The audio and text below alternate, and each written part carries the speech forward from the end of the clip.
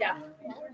Before I get into judicial nationalism a bit more, just a reminder that your essay prompt has been given to you. You have it.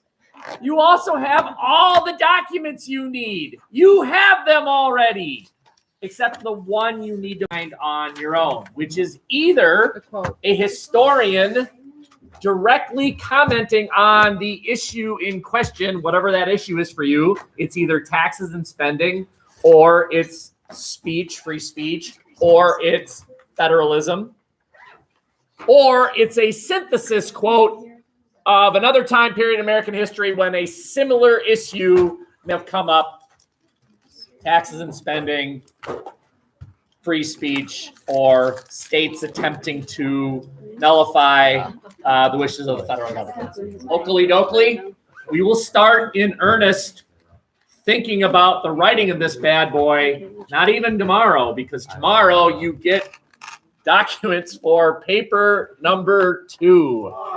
It doesn't end. Does it end on June 2nd, whatever? Yes, it will finally end at the end. But so you'll get that. Then we will start thinking about the successful writing of, we'll actually start practicing looking at how one might write it. Even if we didn't, though, you should be able to write this bad boy. It's the same as the previous essay. You could go to your only essay. Instead of Zinn, you're using someone else. It's not a historian essay this time. We'll start looking at that Thursday. What's up, dog? It's the paper about, like, you know how it was about their views on Columbus? It wasn't about Columbus. This isn't about federalism. It's about Thomas Jefferson and Hamilton's views on it. That's what the... Now you're actually going to side. Which one do you agree with? Hamilton or Jeffersonian views on pick the issue? So it's about the actual topic. Yes, dear. Oh, thank you. Okay, when are we writing this essay? Next week. Like in class. He said. I was listening. It's the week after Thanksgiving break. Oh. You come back from Thanksgiving break. Essay or paper? Oh. This essay? This blue book essay. Okay. Yeah. All right. So here we go. Yesterday we talked about judicial nationalism, and that was in the situation where the state of Maryland tried to tax a branch of the national bank. I am now synthesizing. I'm giving you other examples of judicial nationalism and Supreme Court decisions that expanded the power and authority of the federal government at the expense of states.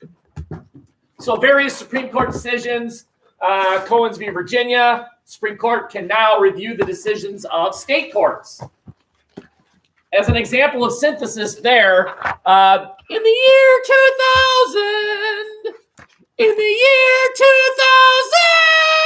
the Supreme Court overruled the Florida Supreme Court. The Florida Supreme Court ruled that every ballot in Florida should be counted by hand because machines threw away invalid ballots. And as a result, every ballot should be counted. The United States Supreme Court, based on the authority given to it by this decision, said, stop it, Florida Supreme Court. We have authority over you. The second Supreme Court decision on this says USSC, United States Supreme Court, as I like to call them, you suck. The United States Supreme Court says states can't invalidate contracts. So this requires a bit of explanation here. I can't remember what state it was, but there was some state that had an agreement for a university to operate within the confines of that state. Let's just pretend it's St. Thomas. It wasn't St. Thomas, but we're all familiar with St. Thomas, so I'm just going to pick that. Notice I purposefully picked a private school. I avoided a public school. This can't happen with a public school. The University of Minnesota will never threaten to leave Minnesota. That can't happen. If the University of Minnesota threatens to leave Minnesota, it's no longer the University of Minnesota. It's something else. But the Vikings could leave. Twins could leave, et cetera, et cetera, et cetera. You understand. So let's say St. Thomas has a contract with the state of Minnesota to operate where they're operating.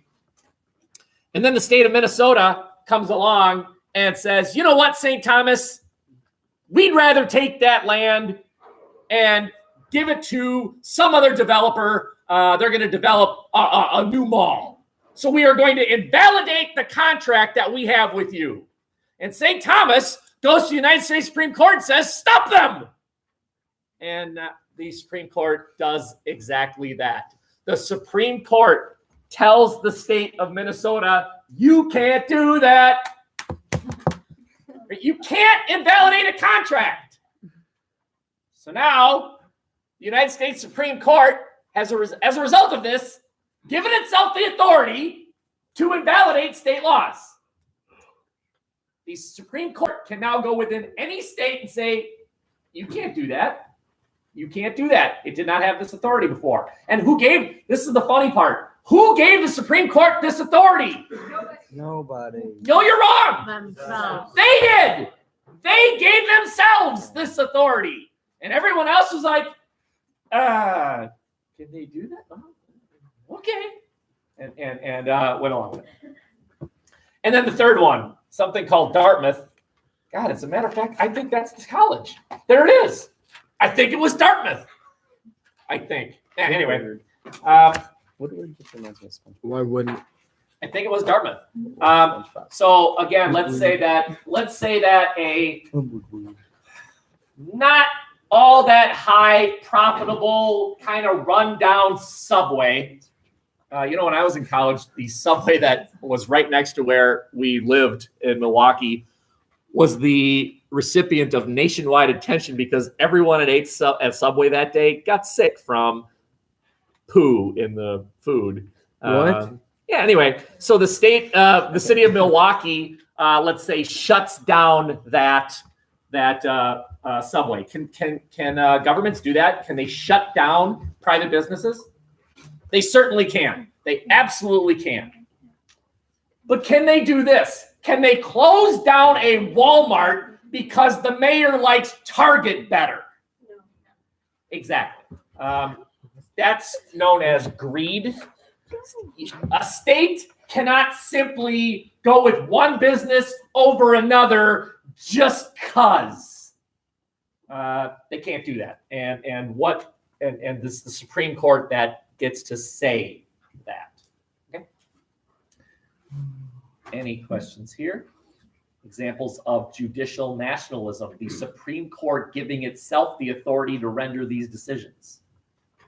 These are not laws passed by a legislative body. These are not executive decisions. These are judicial decisions, making the federal government more powerful than state governments. Hamilton would be happy. Okay. Questions? One slide left. Simply a map identifying this thing called the United States as of about 1818, 1820-ish. The United States looks like it does currently, except subtract this step red line. That is Spain. That is Spain. Okay. And here's the note taking you're making. According to a treaty that we signed with Spain called the Adams-Onis Treaty. The Adams-Onis Treaty, named after two people, Onis and Treaty. Very funny. No, Adams and Onis. Saying Onis makes me uncomfortable for some reason. Oh, really hard. Anyway, You spelled Onis. O-N-I-S. Oh. Well, really, Jet? Dirty maybe line. it Wow, could- Jet. Okay. What do you? Now, I want you to notice something interesting about this treaty. In this treaty, the Adams-Onis Treaty, Spain gave to the U.S. this thing called Florida. We got Florida. And in exchange, the United States promised to never lay claim to this thing called Texas. False. And they bought it. Right? So understand, we traded claims for Texas, for Florida. Agreed. Okay. And defined this odd-shaped step border between the United States. Complicating it is, what is this thing called Oregon? Again, I said this before, but 5 different power entities all said it was theirs. We said it was part of Louisiana. The British said it was part of Canada. The Russians said it was. And then the Indians that were actually living there also claimed it. So that's going to be in doubt for a little while. You will then notice all of the unique ways. This is my last bit of commentary before we shut her down. The unique ways that the U.S. acquired land. We bought it. We fought a war for it. We acquired it through treaty. That's 3 different ways that the United States acquired land. Purchase, war, treaty. Questions? That's it. Okay, so I told Mr. Barry to be here at 11:20. So the debaters for today, you got about a little over 10 minutes. The yes side always goes first. So whoever that is. Do you want to watch the funniest episode of SpongeBob in the world? Can I go to the Yes, the Sedition Act is I was like the perfectly first, like, allowable 10 seconds. is first. Can I Okay. go to the Potter? What are you doing? You just watch this. Is this the one that you were doing before?